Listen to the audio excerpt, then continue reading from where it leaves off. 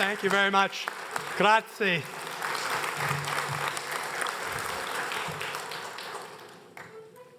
We're all wearing headphones to learn what others are saying in Italian, in English, in Farsi, but we're all here speaking one language. That's the language of human rights.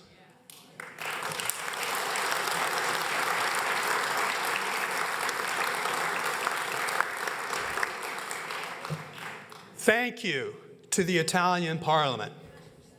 Thank you, Mr. Vice President. Thank you for your leadership on the resolution to stand with the Iranian people. Because you're not just standing with the Iranian people, you're standing for human rights. You're standing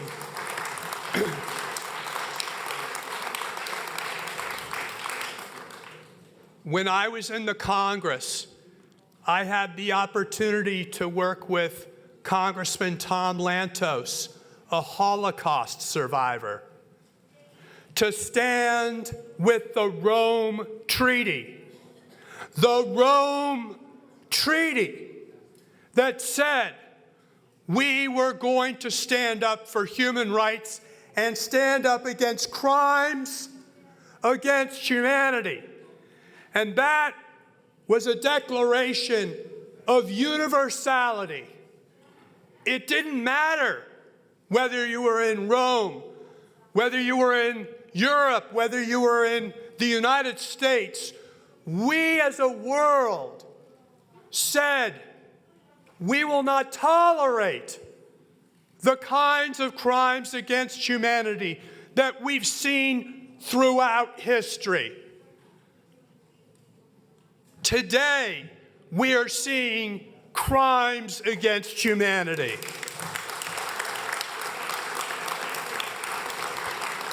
And the number one perpetrator against crimes against humanity is the mullahs in Tehran, who are dedicated to funding trillions of dollars, $2, $3, $4 trillion over the last several decades to come up with a nuclear weapon. They don't need to be in this war.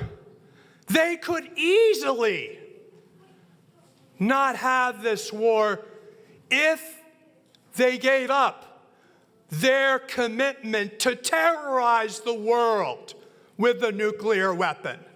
And understand this, they are the number one sponsor of terrorism everywhere in the world, is the mullahs and the Iranian regime today in power in Tehran. Whether it's supporting Hezbollah, supporting Hamas, supporting the Houthis, they are everywhere. They're sponsoring terrorist acts across the world. But most importantly, they're terrorizing their own people. They are the number one country in the world for executing their own people. What kind of government claims legitimacy and tortures and kills their own people? They have lost every shred of credibility and legitimacy to be called leaders of this great country of Iran, because they are dedicated to killing their fellow Iranians who are doing nothing more but standing up for democracy and freedom. So we are here today to say we are going to learn from history, because you know the phrase, those who fail to learn of history are doomed to repeat it. We have given the mullahs every opportunity over the last several decades to have a peaceful solution. Whether it's President Obama's grand bargain, President Biden's grand bargain, every single time the world community said, let's try to resolve this peacefully, the Iranian regime refused. And they are refusing again today. But let us understand, the answer are not more bombs, because we know that the real fear that the mullahs have are of their own people.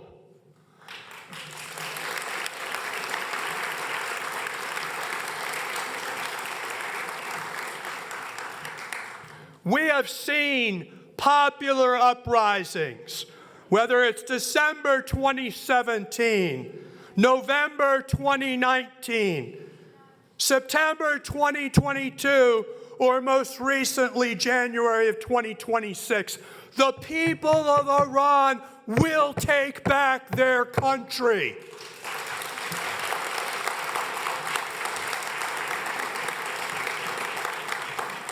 But we, as an international community, need to be supporting the people. We need to be supporting the people. We need to be supporting Madam Rajavi and NCRI and the legions of organized resistance units throughout Iran. The MEK's resistance fighters who've been waging this fight for decades.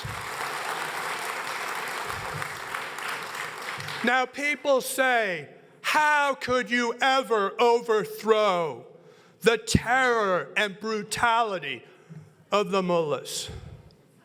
Did anyone ever think we would see the end of apartheid? No.